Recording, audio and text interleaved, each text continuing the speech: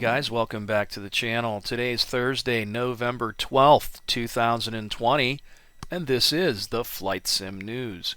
So the open beta was updated with a small beta update earlier in the week. This one's only got a small number of fixes and improvements. Crash during loading or immediately after loading a track fixed. Crash in the WebRTC plugin fixed. Nighttime unit visibility flickering white dots have been fixed. Major Russian localization update. Multiplayer SU-25 and 25T net phantom is not synchronized when pilot. When servers started paused has been fixed. Fixed a crash when crewman state change is not created as negligible. And multiplayer, fixed multiplayer crash due to overflow of ammunition table. Super Carrier crew was only showing up in one eye in VR in the F2 view. That has been fixed. They've adjusted the cockpit mirrors in the SU-27 and SU-33. Hornet. Bloom around Hornet nav lights appear to be too large or bright at distance. That's been fixed. Navigation lights very bright in the daytime has been fixed. The Viper added AGM-88 harm section with HAS mode procedures. UFC training missions, static aircraft placement issue has been fixed. Added the Viper AIM 9LM training mission. Fixed typos and mission. Lesson 11 picture error. Added the AIM 120C training mission for the Viper. Added the Viper lesson 13 air TWS and link 16 usage, and added Viper training lesson 14 air-to-air ACM and HMCS use. I'm going to have to jump in there and check that out. I love using the helmet-mounted queuing system in the Viper, and that one sounds like it might be a lot of fun. I haven't touched the Viper in a while either. DCS campaigns. Memory of a Hero by Stone Sky. They've fixed some of the behavior. MI8 MTV2 The Crew Part 1. Fixed a problem with landing on the first site. Blue-Nosed Bastards of Bodney by Greg at Reflected Simulations. There's been an AI startup bug workaround and Mission 13 progression fix and improved D-Day landings. Spitfire, the Big Show campaign, also by Greg at Reflected Simulations. AI startup bug workaround, and they fine-tuned the AI speeds and trigger conditions. And Greg had made a report on his own page that the open beta update this week was going to address some of the issues he was having in those campaigns. So it looks like the patch has been updated, and again, it's not a huge patch, but there's a few things to talk about in there. So I'll throw a link to this in the video description as usual, and you can check it out for yourself. So here's a neat little video that I happened to find, and this is by the very guy who was kind enough to create the intro for my channel. This is Brian, and he goes by Shock Prophet over on YouTube.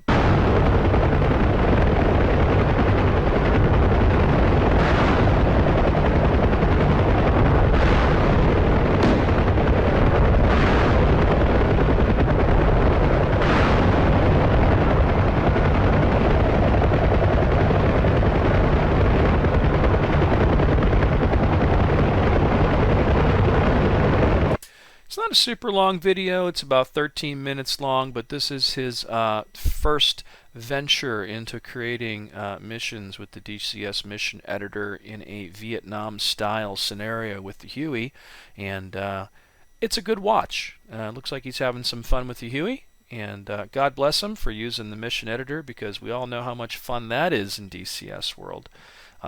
But looks like he's getting through it and figuring it out as he goes. So check out his video over there. I'll throw a link to this in the video description as usual, and you can check it out for yourself. Now, here's a pretty cool video. This is the VR flight sim guy. He does a lot of VR flight sim videos. And this time, he's taking a look at DCS through the lens with the new HP Reverb G2.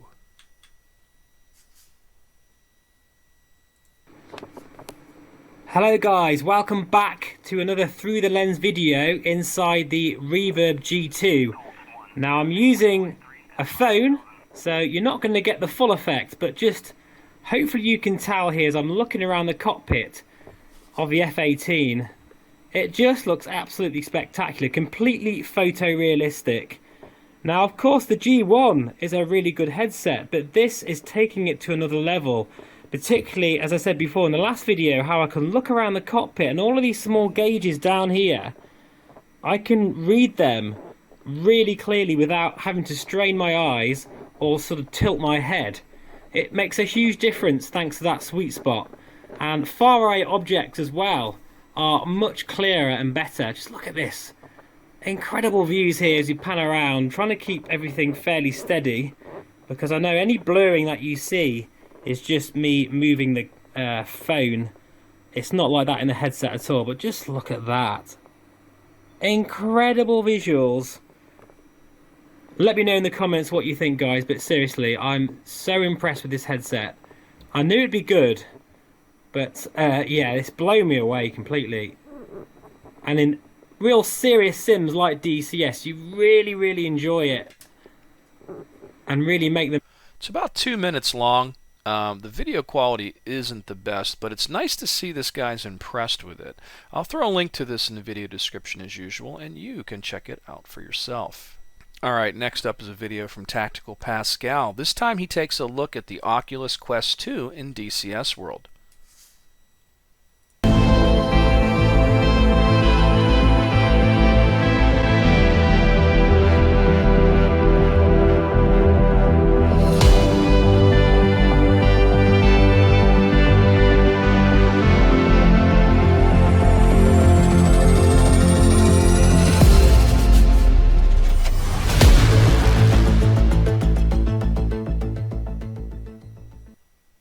Hello, I'm Tactical Pascale. Welcome to the channel. I hope this finds you all safe and well.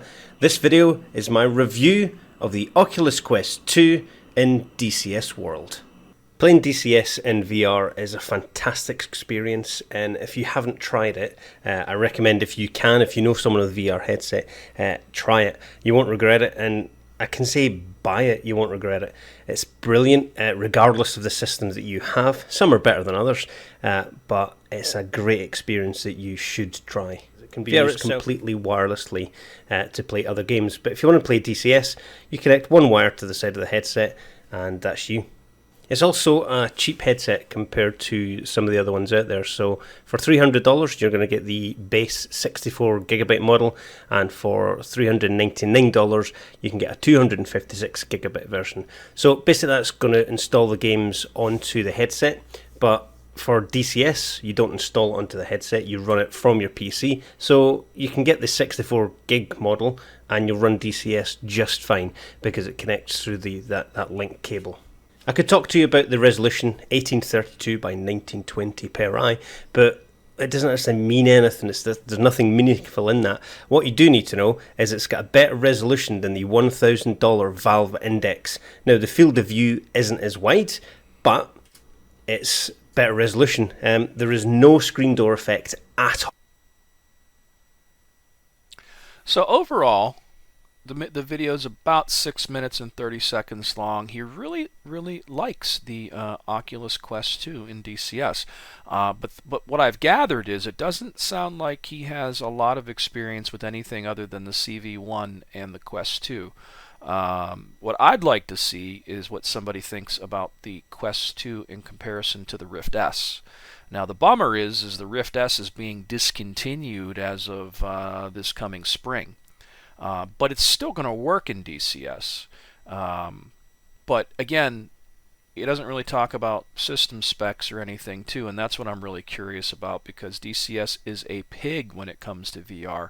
But it seems like he's doing rather well here, so I don't know what he's using in terms of like a GPU and a CPU and what kind of settings he's rolling with. But it's promising that you can get into VR in DCS for only $300, and then you're looking at about $60 for that link cable.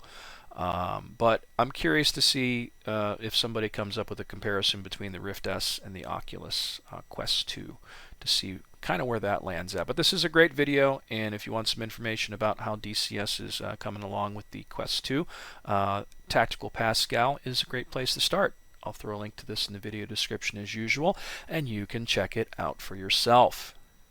So here's a project I've been following for a while, no pun intended. It's called Project Wingman. It looks a lot like what could possibly be like an Ace Combat 7 type game, but at the same time it looks really, really good. And they've just posted over on their Steam page a video. It's the release date trailer, they're calling it.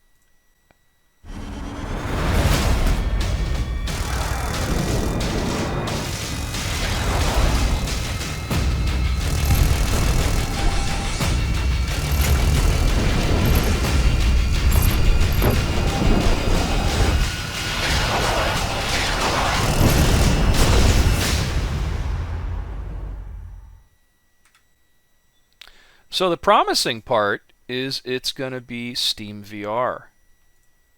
So it will run in VR. It looks really good. There's no information on what the price point's going to be either. But again, any combat game with planes usually gets my attention, and this one looks like it might be fun. Hopefully it's more fun than Ace Combat 7, because I got that a while ago and I really don't find myself playing it that often. At first I was kind of like, ooh, this is kind of cool, and then it just got boring. So I'm hoping this ends up being different. The release date is December 1st, 2020, which is coming up here soon. So throw that on your radar if you're looking for something different and maybe less simulation-like, but action game with awesome, cool, modern military aircraft. I'll throw a link to the Steam page in the video description as usual, and you can check it out for yourself. Alright, this next bit I'm stealing from Sergio over at the Helisimmer.com. So the Tarawa class LHA-1 carrier. Basically, this is the like the Marine Corps type carrier that they use for like Harriers and F-35s and helicopters. They're going to be adding this to XPlane, and it goes on to talk about how XPlane doesn't allow you to add new moving ships, but it does say the aircraft carrier and frigate are both hard-coded.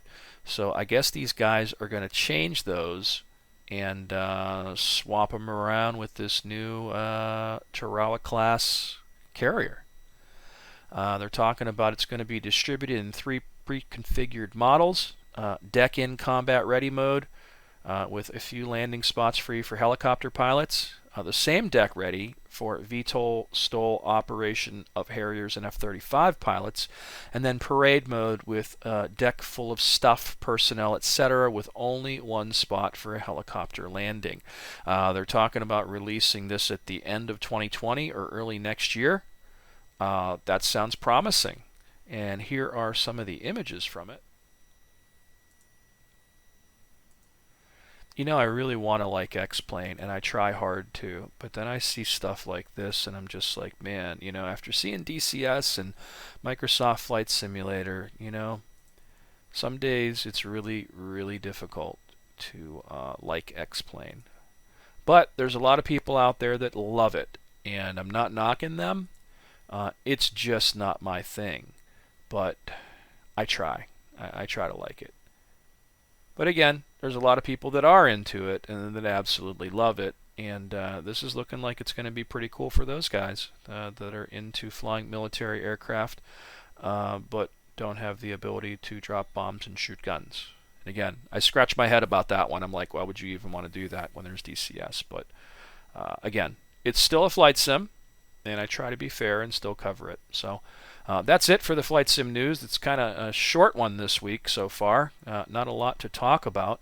But as always, thanks so much for watching. Please subscribe to the channel. Feel free to hit that like button. And until next time, guys.